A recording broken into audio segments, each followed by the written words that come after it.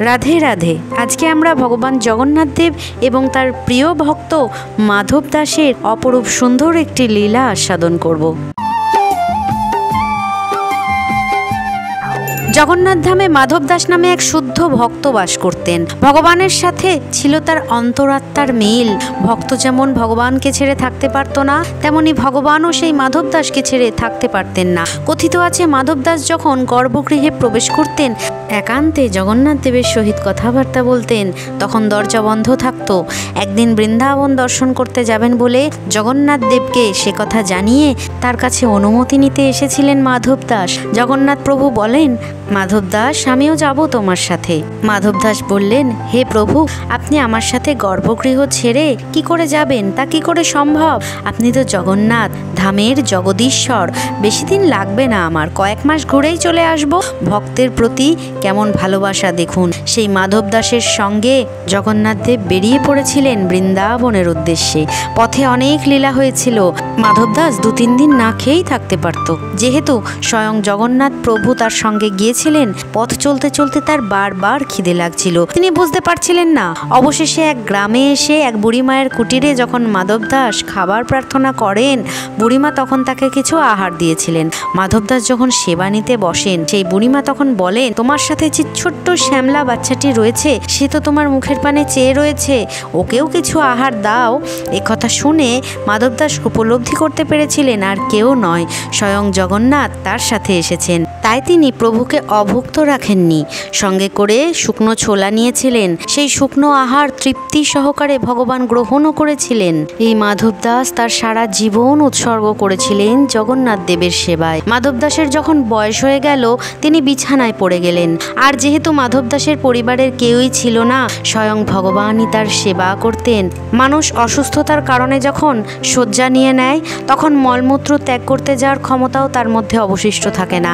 এমন অবস্থায় ভগবান মাধব দাসের সেবা করেছিলেন। সেই অবস্থায় রোজ মাধব দাস দেখতেন তার ঘর থেকে, তার বিছানা থেকে সুন্দর চন্দনের গন্ধ বেরোচ্ছে। চতুর্দিক সব পরিষ্কার পরিচ্ছন্ন। তিনি মনে মনে ভাবলেন, আজকে আমি দেখব এই ঘর কে পরিষ্কার করে দিয়ে যায়। এই বলে সারা রাত জেগে রইলেন মাধব দাস। ব্রহ্ম মুহূর্তে ভগবান এলেন। তাহার দিব্য দৃষ্টি দ্বারা সমস্ত নিকৃষ্ট পরিষ্কার পরিচ্ছন্ন করে দিলেন। মাধব দাসের গায়ের চাদর টেনে দিতে যাবেন, এমন সময় ভগবানের হাতটা চেপে ধরলেন মাধব দাস। কাঁদতে কাঁদতে বললেন, হে প্রভু, তোমার হাতেই তো সব কিছু, আমার প্রাণটা কেন নিয়ে নিচ্ছ না বলো তো? এই নিকৃষ্ট কাজ তুমি কেন করছো? তুমি তো চাইলেই আমার প্রাণটা নিয়ে আমায় মুক্তি দিতে পারো। তখন ভগবান বললেন, এই মুহূর্তে যদি আমি তোমার প্রাণটা নিয়ে নিই, তাহলে অবশিষ্ট কিছু কর্মফল ভোগ করার জন্য পরবর্তী জন্মে আবার তোমায় মানব জন্ম নিতে হবে। আর আমি চাই তুমি যেন এ জন্মেই সকল মায়া ত্যাগ করে সারা জীবনের জন্য আমার ধামে, আমার কাছেই থেকে যাও। আর এই জন্ম মৃত্যুর বন্ধনে যেন তুমি আবদ্ধ না হও। তোমার মানব জন্ম হলে তুমি তো আবার আমার থেকে দূরে চলে যাবে। তাই তোমার কর্মফল এভাবেই কিছুদিন তোমায় ভোগ করতে হচ্ছে। মাধব দাসের কষ্টে আর থাকতে না পেরে ভগবান বললেন, এখনো 15 দিন তোমার আয়ু আছে। ঠিক আছে, আমি তোমাকে আর কষ্ট করতে দেব না। এই 15 দিনের এই ভোগান্তি আমি আমার ওপর নিয়ে নিলাম। একটি মতবাদ অনুযায়ী অনেকে বিশ্বাস করেন স্নানযাত্রার পরে ভগবান এই কারণেও অসুস্থ হন, কারণ মাধব দাসের ওই 15 দিনের অসুস্থতা ভগবান নিজের উপর নিয়ে নিয়েছিলেন। তবে এ নিয়ে নানান জনের নানান মতবাদ রয়েছে।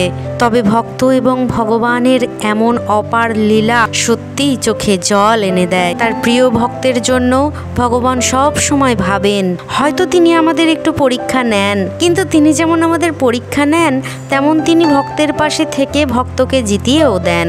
শুধু বিশ্বাস রাখতে হবে তাহার ওপর। ভিডিওটি কেমন লাগলো অবশ্যই জানাবেন। সকলে খুব ভালো থাকবেন, সুস্থ থাকবেন। রাধে রাধে। আর প্রেম সে বলুন, জয় জগন্নাথ।